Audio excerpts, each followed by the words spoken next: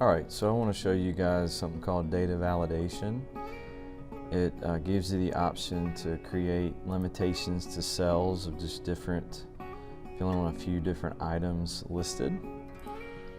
So the way you do this is just click on any cells. You can highlight multiple cells, or you can just click on one. You click on data, and you click data validation. And what I like to do is list items. And so for this specific one, I had no payments. This is for a spreadsheet, keep up with AP fees. So no payment, not taking the test. You separate by a comma. And then some of them have to do a deposit. And then obviously paid is something we did. I also like to reject the input if they try to do something different, just to help. And you click save, and then here it is. And so right there I have only these things can be selected, which is pretty cool.